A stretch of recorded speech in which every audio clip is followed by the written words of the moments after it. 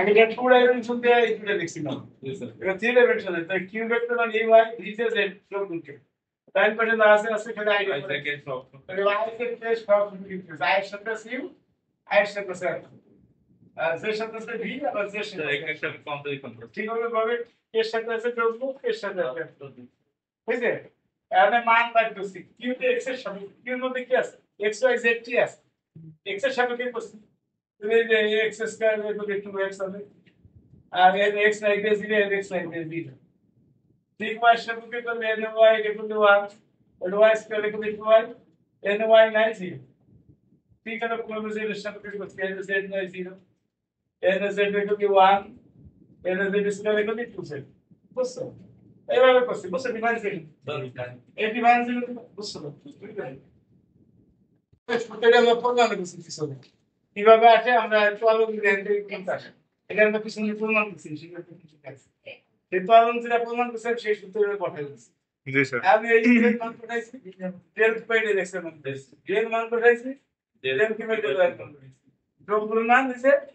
del কি by del এর মান আর ডেল কি বাই ডেল ডেল কি বাই ডেল এর মান এটা পাঠাই দিচ্ছি জি স্যার বুঝছো না বুঝো নাই চলন যে অর্থাৎ প্রথমত ফাংশন তো না অর্থাৎ কোন বস্তু হয় এটা এত জিরো না জিরো এই অবস্থিত তাহলে ইউ ভিডিওটা এই অবস্থিত সমীকরণ সিদ্ধ হয়েছে অতএব এটা হলো বেগের ফাংশন আর বেগের মধ্যে না তো অবস্থিত সিদ্ধ করতে পারবে বেগের বিষয় দেখো লাগবে কোনটা dy অফ x আর বাদে এই লাস্টটা লাগবে del u by del y এটা লাগবে না del v by del x লাগবে না del u by del y y সে করতে বলছো না তাহলে আমরা লিখব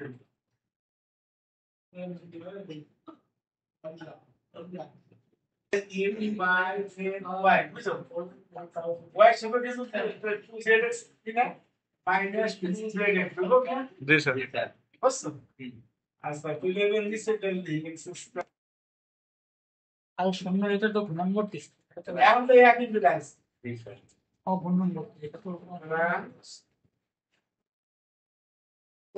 one implies নাকি one implies z টা শূন্য কত কত শূন্য স্যার একবার 0 I into 0 minus j into plus k into আমাদের এটা ভেক্টর হয় আমাদের 0 vector minus 0 vector plus 0 vector সমান 0 ভেক্টর 0 ভেক্টরের মান হলো 0 হ্যাঁ এইটা দেখাতেই হবে স্যার একবার দিলে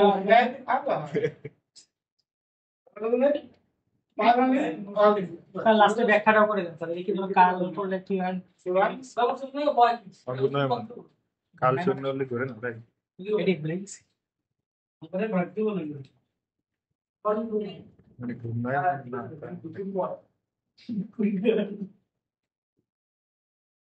বলতেছি অঘূর্ণায়মান কাল শূন্য হলে আর কি এটা অগুণের মান হবে তাই তো